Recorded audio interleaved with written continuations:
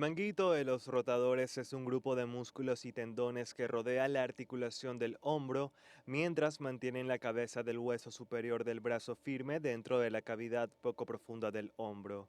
Una lesión del manguito de los rotadores puede causar dolor en el hombro que a menudo empeora cuando se intenta dormir del lado afectado. Durante el examen físico, el médico presionará distintas partes del hombro y moverá el brazo en diferentes posiciones. En algunos casos, puede recomendar estudios de diagnóstico por imágenes, radiografías, ecografía o imagen mediante resonancia magnética. Los tratamientos conservadores como el descanso, el frío y la terapia física a veces son los que necesita el paciente para recuperarse de una lesión en el manguito de los rotadores. Si la lesión es grave e implica un desgarro completo del músculo o tendón, es posible que el paciente requiera de cirugía. Seguimos con más de noticias Globovisión Salud. Hoy hablando sobre patologías de hombro, veíamos sobre el manguito rotador y también tenemos algunas preguntas que ya nos han llegado a través de las redes sociales. Recuerden, por @salud_gb nos puede escribir y también en vivo estamos transmitiendo a través de Instagram por Daniela J. Sala. Seguimos conversando con el doctor Haroldo Macareño, quien es traumatólogo. Doctor, tenemos algunas inquietudes. Tenemos a Ramón González, dice lo siguiente. Buenas tardes, por favor, Daniela, pregúntale, tengo 60 años y el hombro izquierdo me duele al acostarme de ese lado. ¿Qué podría hacer? El otro lado no ocurre eso. Ok, bueno, por lo general, y si es a predominio nocturno, básicamente el dolor, estaríamos hablando de una bursitis, ¿no? Eso es lo más probable que tenga, eso es un dolor sordo, bastante molesto que se puede irradiar inclusive a veces hasta el codo. La persona no se puede acostar de ese lado, casi siempre viene condicionada por un pinzamiento subacromial que genera una irritación a nivel de la bursa por los pinzamientos repetitivos y conlleva este tipo de dolor. Iván Carlos Marchado también nos escribe, dice, hablando de lesiones deportivas, ¿cuáles son las lesiones más frecuentes en hombro? ¿Cuánto tiempo de vida útil tiene el hombro de un pitcher de béisbol? Bueno, esa es una buena pregunta, mira. El tiempo, las patologías más comunes serían en este caso microinestabilidad.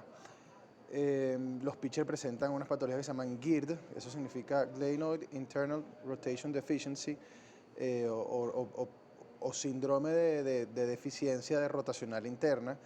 Eso viene acompañado inclusive con lesiones tipo pasta, como vimos hace rato, a nivel del manguito rotador o a nivel de la inserción del tendón del bíceps, lesiones tipo SLAP, que serían ya algún tipo de inestabilidad en este caso. Los tiempos de vida, mira, dependen muchísimo de la técnica del pitcher, de la musculatura que desarrolle el mismo a nivel de un buen deltoides, que toda la cintura escapular sea bastante fuerte. Y bueno, sin embargo, eso es algo que sí es cierto, todos los pitchers casi todos terminan con lesiones a nivel del hombro. Tenemos también a Jacinto Varga que nos escribe a esta hora y nos dice, levantamiento de pesas puede producir daños en el hombro, Claro, el impacto. no, las pesas mal hechas, más que todo. Ujú. Si tienes una mala técnica, no tienes un instructor, no sabes cómo realizar los ejercicios, inclusive te puedes generar lesiones a nivel del manguito, te puedes producir precisamente, como estamos hablando ahorita, lesiones de tipo SLAP a nivel de la inserción del tendón del bíceps y desgarros musculares también.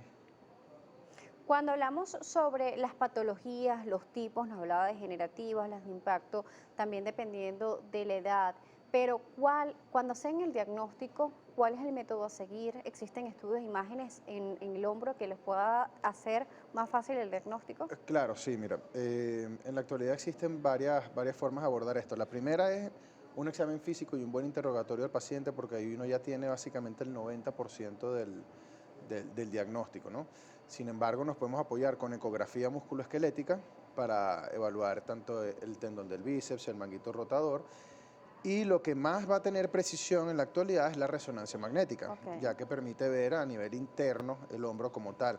De este tipo tenemos tres tipos de resonancia magnética que podemos realizar, con contraste indirecto, con contraste directo o la convencional.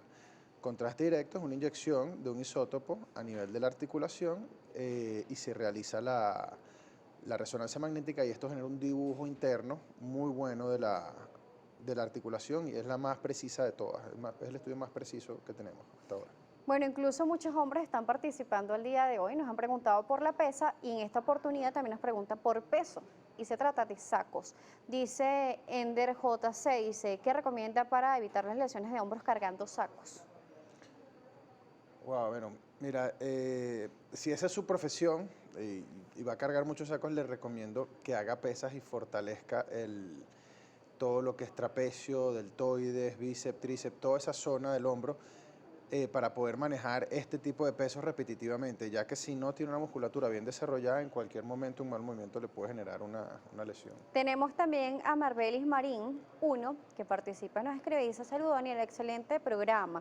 Pregúntale al médico por qué el manguito rotador suena y duele mucho. Ok, bueno, mira, el manguito rotador, básicamente lo que suena son los tendones trasladándose debajo del acromio cuando están inflamados, más que todo, ¿no? Y puede doler por múltiples razones, inclusive puedes tener depósitos de calcio, que es algo que no hemos hablado aquí. Son calcificaciones a nivel del tendón supraespinoso o a nivel del subescapular que tienen episodios dolorosos de 3, 4 días inexplicables si la persona no ha hecho ningún tipo de esfuerzo físico o algo, de manera insidiosa, hasta lesiones por roturas del mismo manguito rotador. Tenemos también a Lice Vendrandria, que nos escribe también por Instagram y hace la siguiente pregunta. Buenas tardes, Daniela, ¿por qué se sale el hombro incluso a personas jóvenes? Y si es posible recuperar totalmente con el paso del tiempo. Si existe algún riesgo con el tratamiento y también nos dice que cuáles son las recomendaciones. Ok, bueno, en este caso lo que son las inestabilidades vienen principalmente dadas por lesiones al nivel del labrum. Eso es como una goma, un sello que lleva alrededor de la cabeza y la mantiene en su sitio, la cabeza humeral. Absolutamente, esto tiene tratamiento. Básicamente lo manejamos en la actualidad de manera artroscópica, manejamos este tipo de lesiones. Y bueno, y hay varias técnicas que podemos utilizar dependiendo de la magnitud, si es luxaciones a repetición, si tenemos lesiones Hill-Sachs, que son depresiones, contusiones a nivel de la cabeza humeral por engranaje, o sea, ya se engrana la cabeza cuando se sale. Podemos hacer remplissage, o si tenemos ya defectos óseos, que es lo que llamamos Bankart óseo, pues podemos pasar a la realización de procedimientos como el Latarjet. Y el Latarjet también tiene varias variantes y modificaciones, transposición de la apófisis coracoides,